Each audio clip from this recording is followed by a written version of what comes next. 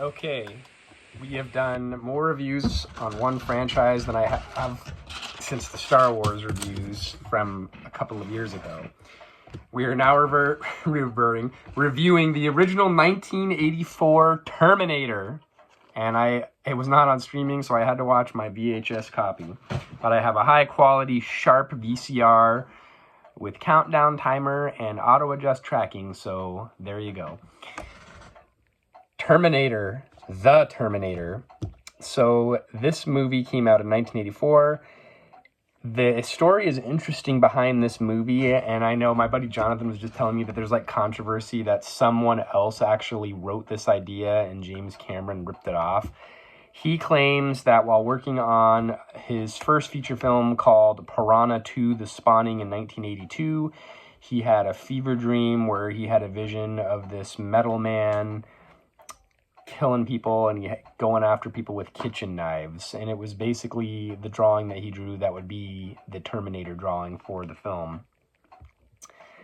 Don't know a whole lot about the other stories. It's just like someone else says that they wrote the Matrix movies and the Wachowski brothers ripped that off. Same thing with this. Someone else alleges that they wrote this story years before, and somehow Cameron, who was not really well known, got a hold of it. Him and this guy, Bill Wisher Jr., wrote this movie, and they lived in opposite parts, or far away from each other, and Bill Wisher would write some dialogue, and Cameron would write other dialogue, and they would send cassette tapes of what they were writing back and forth to each other to kind of correlate it into a feature film. This movie, God, I didn't write down the runtime. Let me get it back out. 108-minute runtime, and it cost $6.3 million to make, and it was not expected to do amazing at the box office, but it did. It made $78 million, and it was inducted into the Library of Congress Film Preservation Storage as a culturally significant film. I really enjoy this movie. It is very much an 80s slasher film, which is what he wanted it to be. He had seen 1978's, Cameron had seen 78's John Carpenter's movie done on a low budget, and it was so successful that he wanted to do a movie. And I recently had watched Nightmare on Elm Street, and it kind of felt like that vibe, but then it's more than that. Kind of like this movie was filmed mostly at night, and the night scenes felt a lot like William Friedkin in the way that he did night scenes, like in the movie Cruising or The Exorcist, the way that he captured streetlights and just the whole vibe of the nighttime shots really had a Friedkin style of cinematography. So I really liked the way this film was overall, and then it kind of had that cheesy 80s slasher vibe, and I find it much more intense and scary than the second film, which you remember that review. So I also like this movie because it was pre-CGI. Interesting factoid. He also developed the idea of the T-1000 liquid metal cyborg at the same time as he developed the original Terminator metal skeleton, but he felt like the technology at the time was too advanced, so he shelved that idea until technology can come around and they could portray his idea properly on film. That being said,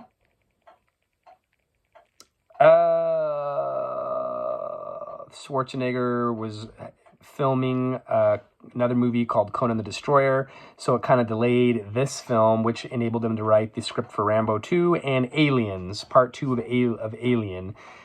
This movie has intensely high reviews. Rotten Tomato, I have never seen this before. 100% critic score. Google users, 92%. IMDb, 8.2 out of 10. What are you doing? And this is a ham and Swiss cheese sandwich. Nobody takes what I do seriously around here. 5 out of 5. It's good. And on that note, I am 5 out of 5 on this movie. I'm sorry, Ryan. I let you down. Terminator. The Terminator, the 1984 movie. 5 out of 5. I love the practical effects. There was claymation stop motion. They had this guy... Why do you even watch this? No wonder I have less than 400 followers. They had this guy, Stan Winston, leading the special effects department with this other company, Fantasy 2, and I just like how simplistic it is. It just it just feels hokey because it was supposed to be low budget, but it was also very scary as well. I did not let my kids watch this one because there's a spicy sex scene. I really loved the Sarah Connor character is kind of this more weak, feeble person. Yeah, she hasn't come into herself like she has in the Judgment Day movie, which is why I think I like her better in this film than the other one. And then I really like the Reese character. Obviously, this was a great cast movie, and this movie also kind of solidifies Schwarzenegger as a leading man. But I just see his other influences, and I'm glad he kind of pointed to John Carpenter if I was getting that kind of vibe from it. So that's it. I'm not going to go on and say too much more about it because there was just so much about any movie that feels like it's like iconic like this. There's just too much information and too much said.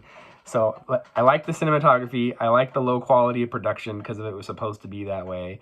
I like how they close the loops of the characters. Like in part 2, that one police psychologist that was in part 1 just conveniently leaves the police department before the Terminator goes in there and kills every witness, so no one could attest that there was a robot that was waging rampage and just killing everybody. So it was smartly written, and it's just got that classic 80s vibe. Big hair with Aquanet. Lots of Sony Walkmans.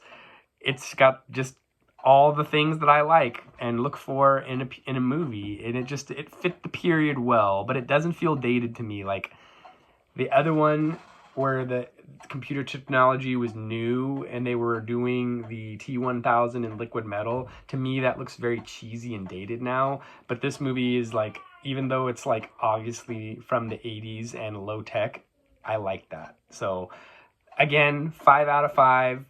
Liked it better than part 2, even though that one's lauded as like the best sequel of a sci-fi movie ever made. So who knows?